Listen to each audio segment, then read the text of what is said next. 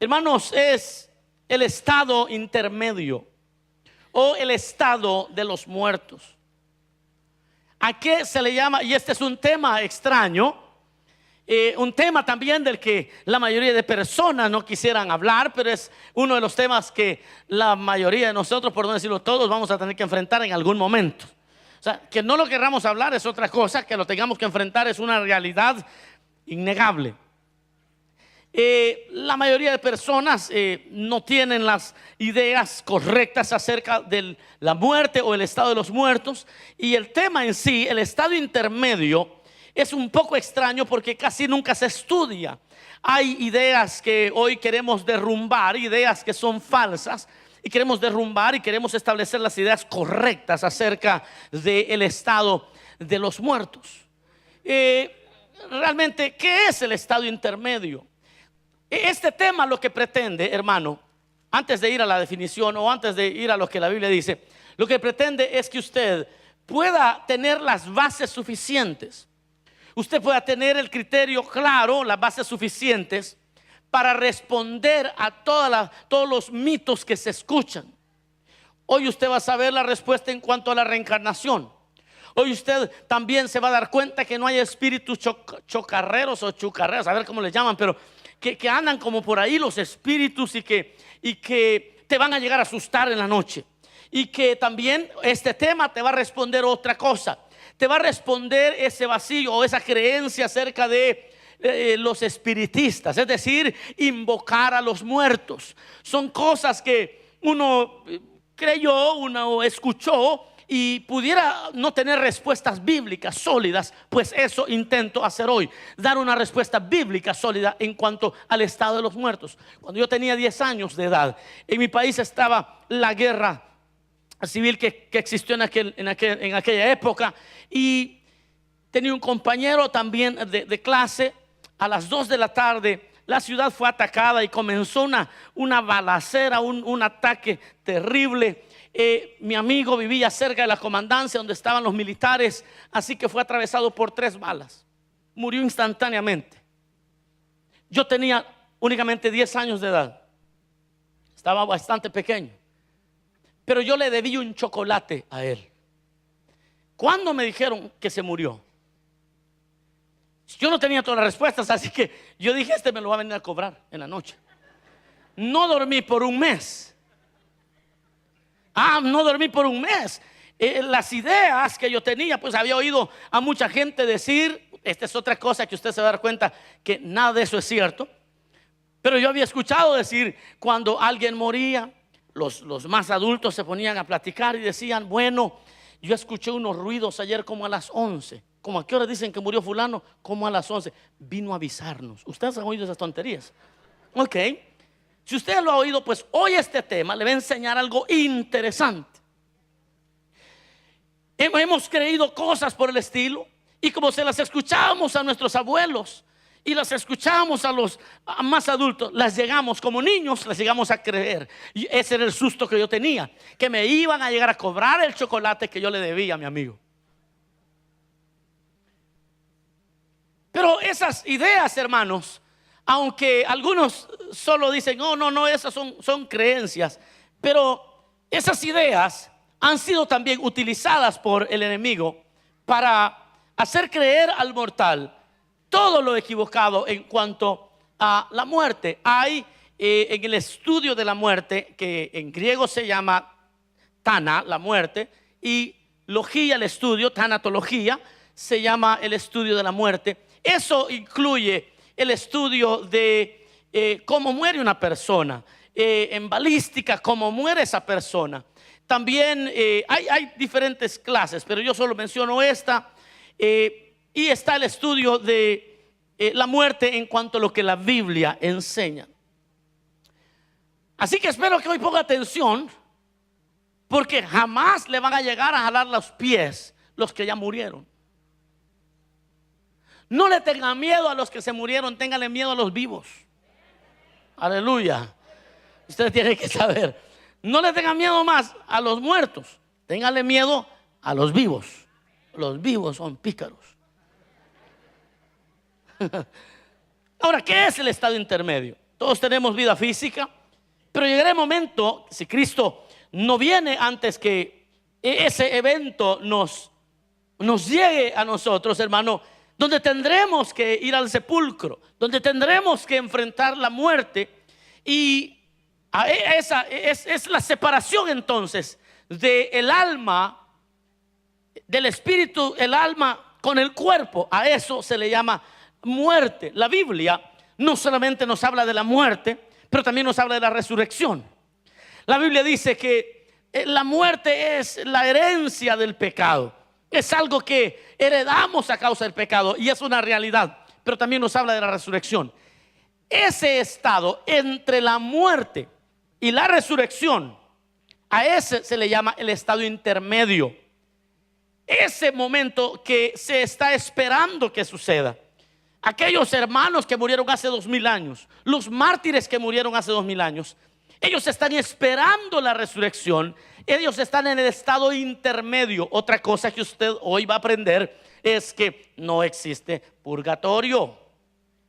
Bueno, por un tiempo se creyó que existía purgatorio, pero hace poco me dijeron que lo quitaron. Yo no sé cómo le hacen estos, pero hacen unas sus maniobras un poco extrañas. Pero quitaron. Hoy solo quedó el purgatorio. El purgatorio sí existe. Es donde se rascan los perros las pulgas. Ese es el purgatorio. Pero purgatorio no existe. ¿Está conmigo? Ahora, ¿por qué en algún tiempo se habló del purgatorio? Porque se trataba de dar una explicación al estado de los muertos, pero una explicación que no estaba de acuerdo a la Biblia. El estado, ese intervalo entonces, hermano, que toma de la muerte a la resurrección, se le llama estado intermedio. Pero no es el purgatorio, el limbo tampoco. Ya usted se va a encontrar con la realidad de lo que la Biblia enseña. ¿Dónde están entonces los que no han resucitado aún? ¿Qué pasó con aquel familiar que murió creyendo en el Señor? ¿Qué pasó con los que murieron antes de Cristo, que Cristo viniera? ¿Cómo se justificaron? Esas son respuestas interesantes que usted debe de conocer. Todos en algún momento nos hemos hecho la pregunta: ¿qué pasa con los muertos? ¿Qué pasa después de la muerte? Los materialistas han dicho: no, muerto el perro, se acabó la rabia, no existe nada después de la muerte. Bueno, eso quisieran pensar ellos, pero realmente desde las épocas más antiguas el hombre viene haciéndose una pregunta: ¿qué pasa con los muertos? Vamos a ver lo que dice Job, capítulo 14, verso 10. Si usted lo encuentra rápido, búsquelo, si no, mejor anótelo. Job, capítulo 14, verso 10 dice: mas el hombre morirá y será cortado. Perecerá el hombre, ¿y dónde estará él? Job, hermanos, es el libro, uno de los libros más antiguos de la Biblia. Se cree que fue el primero, no es Génesis. Génesis se escribió mucho más tarde, después de haberse escrito Job. Pero imagínese esto. Desde entonces ya se hacía el hombre la pregunta: que el hombre morirá y será cortado, perecerá el hombre, ¿y dónde estará él? Los egipcios se hicieron esa pregunta. Ellos, en esa cultura donde era una, ¿qué puede decir? Los descubrimientos desde la medicina. Usted sabe cómo los egipcios fueron los descubridores de punta en cuanto a la medicina, pero ellos buscaron respuestas a la muerte también. Y ellos de alguna manera lograban entender que existía vida después de la muerte. Los egipcios fue una cultura entera que ellos dedicaban un culto a los muertos. Los faraones eran enterrados con todas sus pertenencias. Y es más, los faraones no solamente los enterraban con el oro y con sus pertenencias, los enterraban hasta con sus criados. O sea que ser un criado de un faraón estaba fregado, porque lo mataban a uno cuando se moría él. Eso no estaba muy bueno, ¿no? Porque imagínense, te moría tu faraón al que le servías, te ibas tú también con él, porque ellos creían que en la otra vida les iban a servir todavía. Ahora, eso está probado históricamente. Por eso las tumbas de los faraones se ha encontrado el oro que ellos guardaban cuando morían. Es decir, desde entonces ya tenía conciencia el hombre Desde entonces estaban conscientes de que la muerte no era el final. Los chinos, hace más de 3000 años, también desarrollaron una cultura entera de culto a los muertos. Ellos pensaban, los chinos, y piensan hasta hoy en día, que los muertos se convierten en algo así como dioses, sus antepasados. Y hoy en día elevan oraciones a sus antepasados. Será por ignorancia seguramente, pero lo que quiero probar es la idea que se tiene. ¿Cómo creen? ¿Qué es lo que piensan? ¿Cómo el hombre ha tratado de dar respuesta? Como dije, el materialismo dice: solo esta vida existe. El materialismo no entiende que el hombre es tripartito. El materialismo no entiende que el hombre no solamente es carne y hueso, sino que también tiene una parte inmaterial que se llama espíritu, que se llama alma. Ellos dicen: no, si cuando uno se muere, ahí terminó todo. Pero la verdad la contiene la Biblia. El único libro que habla con autoridad acerca de la muerte es la palabra de Dios. Ese es el único libro que habla con autoridad acerca de la muerte. Por eso no podemos ir a otros recursos, sino al recurso que tenemos, que es la palabra de Dios. La palabra de Dios nos habla qué es lo que pasa con las personas después de la muerte. Es la Biblia que tiene la respuesta final. Siendo que la muerte es algo ineludible, hermano, Hebreos lo dice: está establecido para los hombres. Lo leímos hace un momento, que mueran una sola vez y después el juicio. O sea que de una vez Dios establece una ley que no se puede negar. Y es aquí donde encuentra, en este verso de Hebreos 9:27, encuentra su tumba. La reencarnación no existe, ya se dio cuenta. Dios ya estableció para el hombre que muera una sola vez y después que viene. No quiere decir que en otra vida fue un animal usted. Hoy parece, pero por las cosas que hace de repente. Pero no quiere decir: este quizás fue perro antes. No existe tal cosa. ¿Cómo existe? Algunos piensan de que las personas que se portaron bien en la vida pasada fueron mejorando hasta lograr la nirvana, y empiezan a hablar acerca de cuestiones extrañas hasta perfeccionarse en la reencarnación, y ahora ya es una persona buena. Y si la persona es mala es porque a saber qué fue en la otra vida. Quizás en la otra vida fue buey, y entonces, o a saber qué fue. Entonces dice: por eso es bien trabajador el hombre. Pero el punto es este: la Biblia de una vez entierra la idea de que el hombre, escuche esto, después de la muerte pueda reencarnarse. Dice: no, ya Dios lo estableció de una vez, que después de la muerte lo único que espera es, el hombre está esperando el juicio, nada más. No va a aparecer en otra vida, en un animal o en otra persona. No existe tal cosa. Pero también Hebreos, yo quiero que ponga atención, porque Hebreos habla de que si Dios lo estableció así, tampoco hay oportunidad después de la muerte. ¿Está conmigo? O sea, una vez alguien murió, como dijo el indito ahí, tihuites. No hay oportunidad. Ya no hay chance. No es que dice, no, es que porque estas son ideas que estoy derrumbando en el nombre de Jesús. Es que Dios es bueno, y ya cuando yo esté ya pues muerto, yo le voy a pedir disculpas.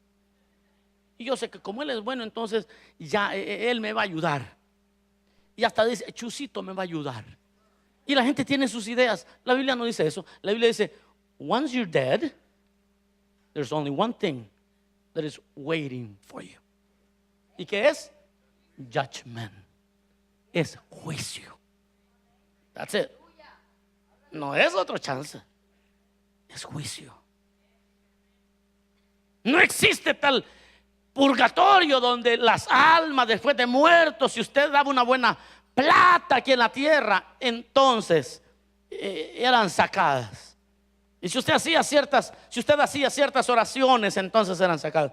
Por eso, hermano, este tema es importante. No sé si le está importando a usted. Pero a menos si usted conozca el estado de los muertos, usted no va a tener respuestas para muchas otras cosas que usted está escuchando constantemente. Dios dio ese decreto. Hebreos 9:27 derrumba la idea de la reencarnación, derrumba la idea de que alguien después de haber oído el llamamiento de Dios, de haber oído que el Espíritu Santo le llamó al arrepentimiento y se negó y dijo: no, a mí no me importa Dios, no me importan las cosas, el arrepentimiento, yo quiero vivir en pecado. Después de la muerte no hay más oportunidad, dice Hebreos. Lo único que se espera es el juicio. Y ese es un decreto dado por Dios.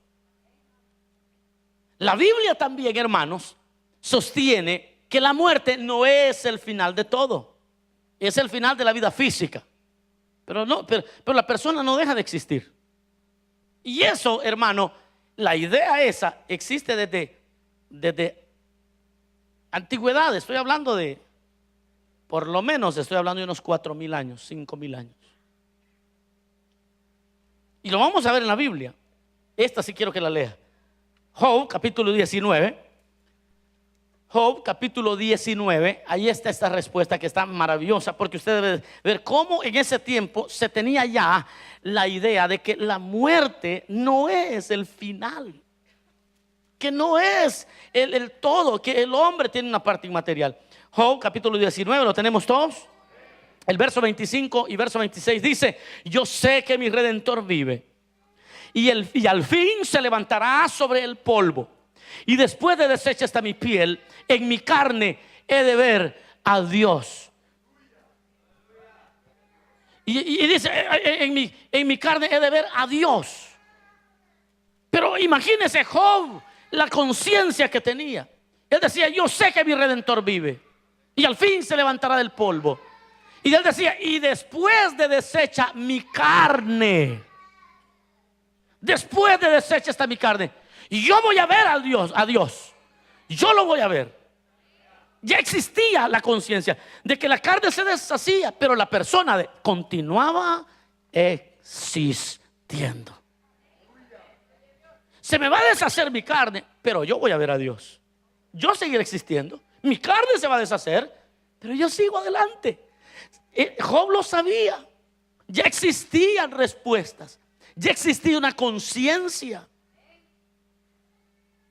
Por eso las personas que dicen: no, yo mejor, para quitarme este sufrimiento, este dolor, esta angustia, mejor la eutanasia, mejor que me den una tomita para dejarme dormido y ya no despertar. La muerte no va a cambiar mucho. Mi amigo, suicidarse no es la respuesta. La carne va a dejar de existir, pero el sufrimiento del alma continúa. Esa es la gran sorpresa de las personas que se suicidan. Esa es la sorpresa. Que lo que mataron ellos fue el cuerpo, pero que el alma continuó angustiada toda la eternidad. Porque si no entregaron su vida a Cristo y Cristo no les llenó de la paz que sobrepasa todo entendimiento, el alma, imagínense, y ahora quitándose la vida, como dijo un hermano, autosuicidio, dijo. Yo me le quedé viendo cómo está eso, ¿verdad? Y me dijo: no, autosuicidio porque se quitó la vida en su propio auto, me dijo.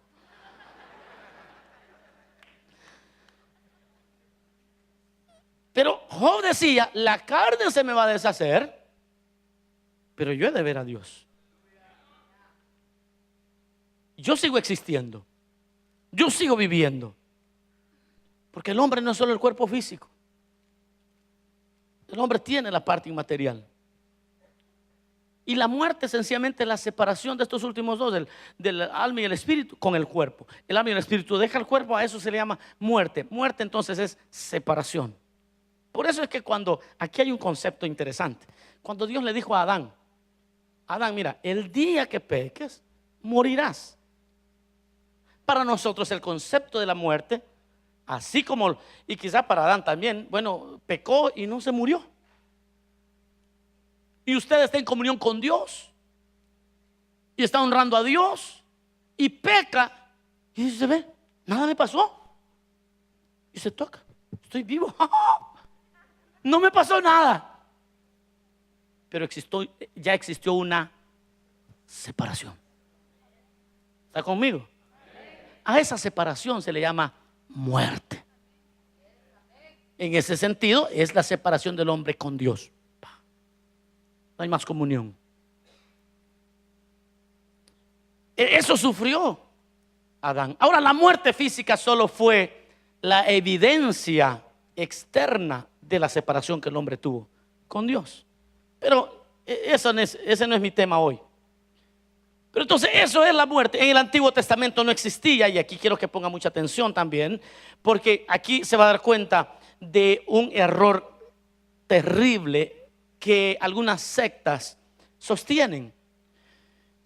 En el Antiguo Testamento no existía la idea que hoy se tiene acerca de la muerte. ¿Qué sucedía con los muertos?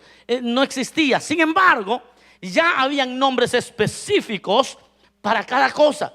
Ellos ya tenían, por ejemplo, la palabra Seol en el Antiguo Testamento. Es la palabra que se utilizaba para la morada de los muertos. Fíjense bien, Seol significa morada de los muertos.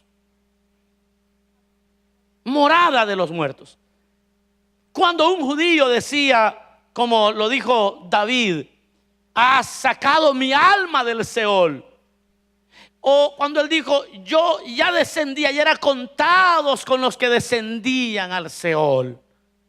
Entonces, cuando él está hablando de así, él no está hablando del sepulcro. La palabra que él usa es Seol. Pero cuando los hebreos querían hablar del sepulcro, del hoyo, del nicho donde los iban a depositar, ellos no usaban la palabra Seol. En su lenguaje tenían una palabra más específica que se llamaba keber, con B grande, no que ver de ver, sino keber. La palabra keber es sepulcro, donde los restos, el cuerpo que se va a desintegrar es puesto. Pero donde iba el alma para el judío era el Seol. Aunque ellos no tenían clara la idea, pero sí sabían que eran dos cosas muy diferentes. Ahora, ¿por qué es importante que usted entienda eso? Porque un día usted se va a encontrar con un falso testigo contra Jehová. Y entonces él le va a decir de que ver es la morada de los muertos. Y usted le va a decir, no es cierto. Que ver se traduce sepulcro. Morada de muertos, donde va el alma del que murió, se llama Seol. Y no hay en ninguna traducción, busque la que quiera, que lo hayan traducido morada de los muertos como que ver. No existe. Porque los traductores entendían esto. Entonces la idea que tenía el Antiguo Testamento es que había un lugar donde los muertos iban a parar para ser atormentados específicamente.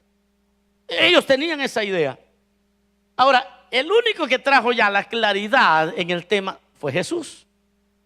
Y él es el que habla en el capítulo 16 de San Lucas. Yo quiero que lo busque y quiero que en la casa usted lo lea. Hoy no tengo todo el tiempo para que podamos cubrir todo este tema. Lo vamos a hacer en 2 sesiones. Pero yo quiero que usted estudie esto en su casa antes de regresar la próxima semana. No se quede la otra semana. Ustedes están acostumbrados a quedarse en capítulos, así que tranquilos. Las telenovelas se quedan en capítulo. Hoy lo voy a dejar en capítulo.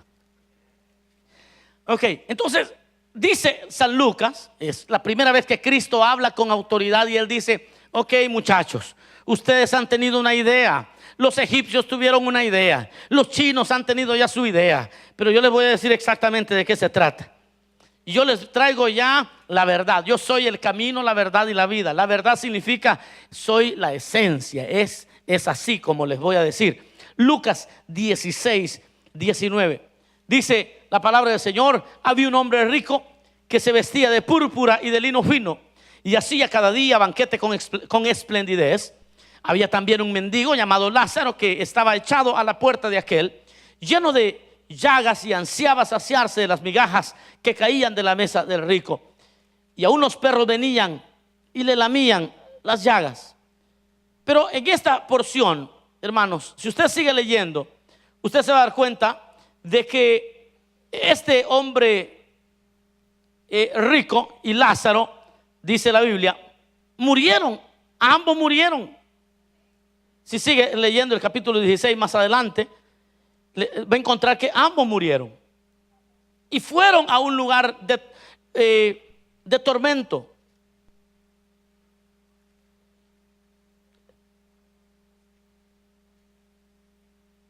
¿Lo tenemos?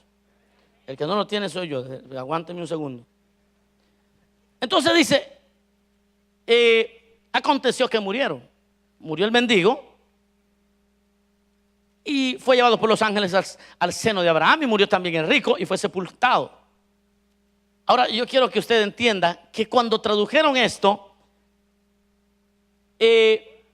dice, fue llevado.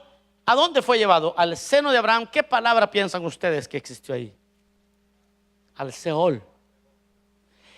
¿Y qué palabra piensan ustedes que se tradujo sepultado? Fue al Keber. Son dos palabras distintas. Pero lo interesante es que más adelante habla del lugar donde fueron ambos. Verso 23. Y en el Hades alzó sus ojos, estando en tormentos, y vio de lejos a Abraham y a Lázaro en su seno. Entonces él, dando voces, dijo: Padre Abraham, ten misericordia de mí y envía a Lázaro para que moje la punta de su dedo en agua y refresque mi lengua, porque estoy atormentado en esta llama. Ahora yo quiero que ponga atención a esto. Cuando empieza a hablar de que estoy en un lugar de tormento, y hago una aclaración. Algunos han dicho lo siguiente: esa es una parábola, dicen unos. Eso no es cierto porque es una parábola. Ok, si usted estudia un poco de lenguaje, de su idioma castellano, usted sabrá la diferencia entre una parábola y entre una historia real. La diferencia es que en las parábolas no existen nombres personales. ¿Está conmigo? Pero si usted lee la palabra que Jesús está declarando, Él está diciendo que existía un hombre que se llamaba Lázaro. No da el nombre del rico, porque en ese nombre del rico están todos los que rechazan el amor de Dios. Pero aparece otro nombre personal. ¿Quién es? Abraham. Entonces deja de ser una parábola, como algunos pretenden, para quitarle autoridad a esta porción. Así que, habiendo hecho esa aclaración, espero que esté aprendiendo algo hoy. Este hombre dice, le decía a Abraham: manda a Lázaro que moje la punta de su dedo, venga y refresque mi lengua, porque no soporto esta llama que me atormenta. Entonces, después de que habla con Abraham, Abraham le responde y le dice: mira, no podemos hacer esto. Acuérdate, tú recibiste tus bienes, Lázaro también sus males. Pero le dice, verso 26: además de todo esto, una gran cima está puesta entre nosotros y vosotros, de manera que los que quieren pasar de aquí a vosotros no pueden, ni de allá para acá. Now check this out. No hay acceso a salir de ese lugar. Cuando alguien muere, no puede salir a asustar a nadie. You just read it. Ahí lo leyó. No podemos. Ni en el mismo Hades. El Hades tiene dos compartimientos, ya lo vamos a leer. La parte superior, que se llama el paraíso, el seno de Abraham, y la parte inferior, que se le llama Hades propiamente, lugar de tormento. Ambos es un solo lugar, está en el centro de la tierra, ya lo vamos a ver en la Biblia también. Pero lo que yo quiero que usted entienda es que dice Abraham: no podemos salir de acá, ni siquiera podemos salir de nuestro compartimiento al de ustedes, mucho menos le vamos a ir a jalar los pies a alguien. Como aquel que se murió y dijo: ¿cómo que se murió si me debía? Dice. O sea, la gente quisiera que fuera cierto. Yo sé que algunos aquí conocen mucho de la Biblia. Para ustedes que conocen la Biblia y están diciendo: ah, pastor, ¿cómo entonces está aquella porción de la Biblia donde Samuel es invocado, o Saúl va a buscar a una bruja? Aquí viene otro argumento que se derrumba hoy en el nombre de Jesús. Samuel va a buscar a la bruja de Endor, y va a buscar a esta Miriam. Y entonces él le dice: mira, desde que yo pequé, Samuel no volvió a hablar conmigo, y Samuel ya murió, invócame a un muerto, le dice. Y la bruja quizás nunca le había salido ninguna buena, y ella empieza a invocar el nombre de los espíritus, y empieza a invocar, a llamar a Samuel. Y aquí viene el gran engaño de Satanás en cuanto al espiritismo. Por eso qué bueno que usted vino hoy, porque Satanás ha hecho un trabajo espectacular engañando gente, haciéndole pensar que de verdad es un familiar el que vino a hablar con él o con ella. Y Satanás ve la oportunidad y se presenta como que si fuese Samuel, y habla como que si fuese Samuel. Ahora, ¿con qué autoridad digo yo de que no era Samuel?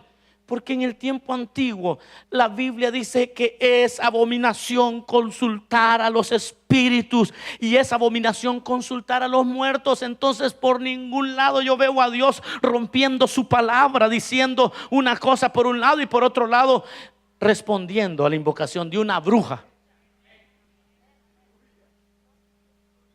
¿Está conmigo? Así que el estado de los muertos me enseña que tal cosa, hermano, es un peligro también el invocar los muertos, porque los que se aprovechan de la ignorancia de los que invocan a los muertos son los demonios. Los que responden en una reunión de espiritista son demonios. Satanás es especialista en engañar. Hasta te va a hablar como el abuelo, y te puede hablar como tú quieras que te hable. Y no es broma, hermano. Ya estudiamos acerca de Satanás y los demonios. Ya nos dimos cuenta que si la gente quiere negar lo que es lo espiritual, que lo nieguen. Pero hay manifestaciones diabólicas y satánicas en medio del mundo. Entonces usted dirá: no, hermano, si el juego de la ouija, eso es algo inofensivo. Claro, usted eso es lo que piensa, eso le ha hecho pensar. Pero cada vez que usted invoca espíritus inmundos, espíritus de muertos, usted está abriendo el espacio para que Satanás le engañe de una manera terrible. Así que no es broma eso.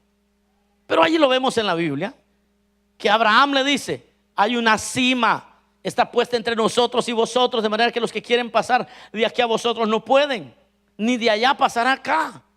Entonces vea lo que dice este hombre rico, ex rico. Dice: te ruego pues, padre, que le envíes a casa de mi padre, porque tengo 5 hermanos pícaros como yo. Ah, no dice así, ¿no? O sea, no dice así, pero este ya sabía que sus hermanitos no eran buenas piezas. Este sabía que sus hermanos venían derechito al mismo lugar. Y entonces hace una propuesta. Dice: entonces te ruego, padre, que envíes a Lázaro a la casa de mi padre, porque tengo 5 hermanos, para que les testifique, a fin que no vengan ellos también a este lugar de tormento. Abraham le dijo: a Moisés y a los profetas tienen, óiganlos. Las personas quisieran, dice: no, yo no voy a creer hasta que uno de los que se haya muerto regrese y me diga. Dios dice: mira, ya tienes el testimonio de Jesús, que murió y resucitó, y si no le crees a él, no le vas a creer a nadie. Aunque es más, a usted se le aparece un muerto y usted se muere del susto. No esté pidiendo. Hay gente que pide: no, a mí si un muerto se me apareciera. Abraham dice: no, que le oigan a Moisés, es decir, que oigan la palabra, que oigan lo que está revelado. Él entonces dijo: no, padre Abraham, pero si alguno fuere a ellos de entre los muertos, se arrepentirán. Mire qué ingenuo. Mas Abraham le dijo: si no oyen a Moisés y a los profetas, tampoco se persuadirán, aunque algunos se levanten los muertos. ¿Será que ya alguien se levantó entre los muertos? No los oigo convencidos. ¿Será que alguien ya se levantó entre los muertos? Jesús ha resucitado, hermanos.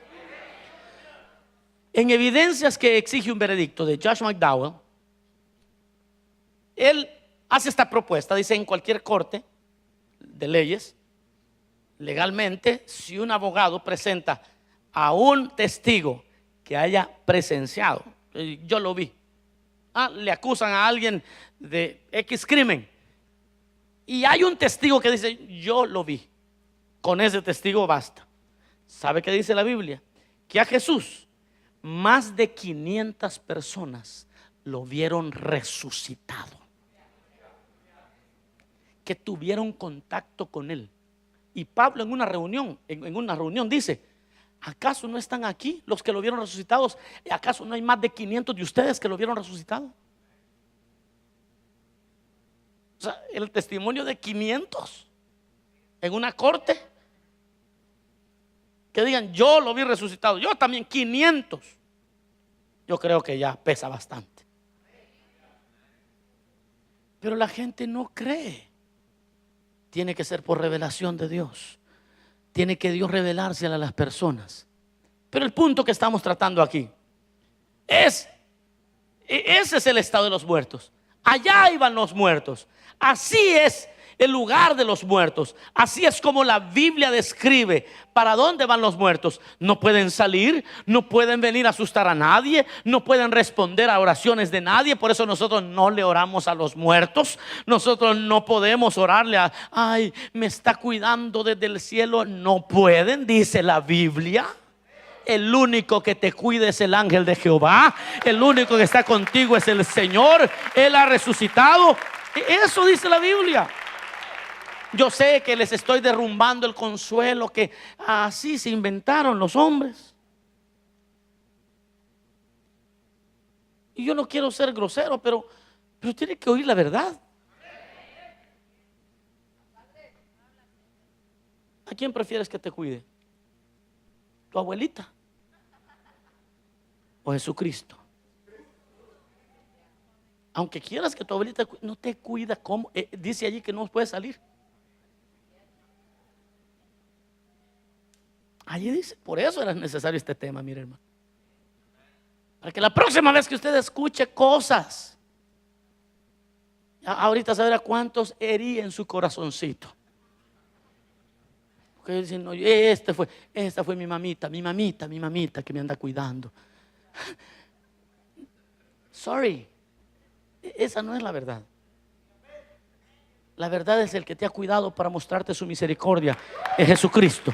Esa es la verdad. Y usted debe de saber eso. Usted debe de saber eso. Entonces, allí muestra Lucas, ya el Señor hablando con autoridad acerca del Hades. 2 compartimientos. Está en el centro de la tierra. El compartimiento de arriba se le llama paraíso, o el seno de Abraham. Y el de abajo, Hades. Y en este estado, hermano, es el que se encontraban los muertos cuando Jesús vino aquí a la tierra. Ahora, yo voy a finalizar explicando algo muy interesante aquí. ¿Por qué es que Dios permitía que tanto justos e injustos fueran a ese lugar llamado Hades? ¿Cómo es? ¿Por qué es que Dios permitía que allá junto con los injustos estuviera también Abraham? Aunque en otro compartimiento, uno de reposo y uno de no es castigo, pero sí de lo que dice aquí, de tormento. Todavía no es castigo, pero sí tormento. ¿Está conmigo? Porque el castigo todavía no ha sido determinado. Eso será más adelante, lo vamos a estar estudiando, no se quede los jueves.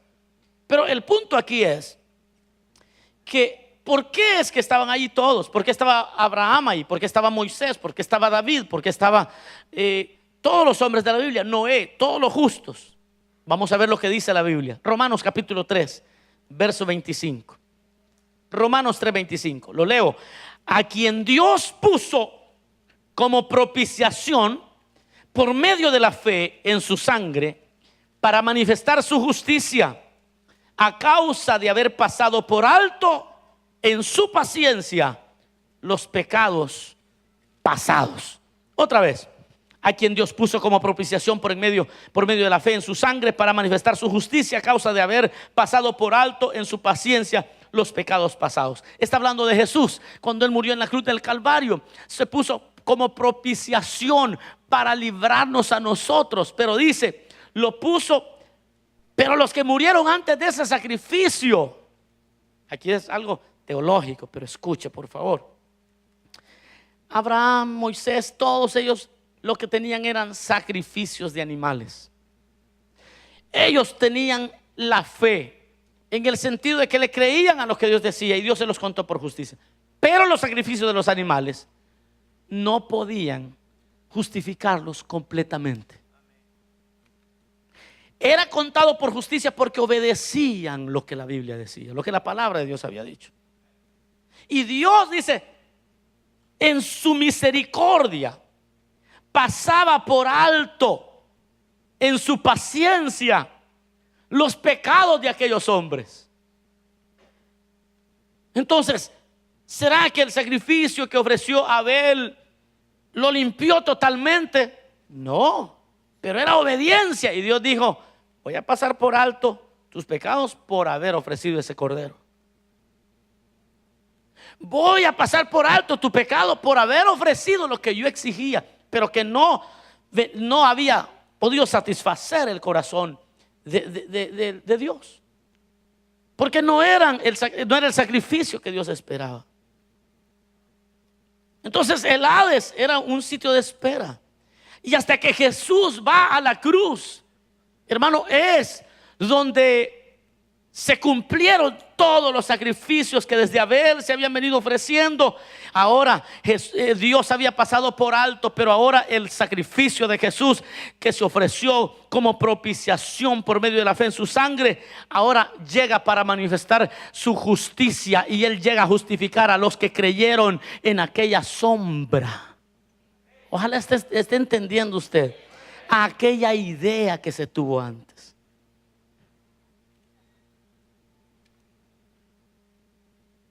Entonces lo que sucede es, aquí hermanos, es que es Cristo el sacrificio perfecto. Ahora la condición de los muertos ha cambiado, especialmente los muertos en Cristo. De eso vamos a hablar la próxima semana, pero lo que yo quiero que usted entienda es cómo Cristo vino a hacer la diferencia en todo lo que significa la muerte de un creyente. Ahora la muerte del creyente ya no es un lugar de espera como el que existía en aquel tiempo. Ahora el lugar del creyente es frente al Señor, en la presencia de Dios. Ya está separado del Hades. El hombre no va más al Hades. Cristo vino a hacer la diferencia. Yo termino con esto. Cuando Cristo murió en la cruz, Él es nuestra justicia. Lo que sucede es que cuando un día el Señor te llama al arrepentimiento y que por fe crees en el sacrificio de su sangre, entonces, si vamos de regreso a lo que leímos al principio, está establecido para los hombres que mueran una sola vez y después el juicio. Entonces quiere decir lo siguiente, con lo que cierro: que si usted conoce a Cristo hoy como su Salvador, cuando usted muera, solo le queda una cosa, es el juicio. Now, en ese juicio, o tienes a Jesús como juez, o lo tienes como abogado.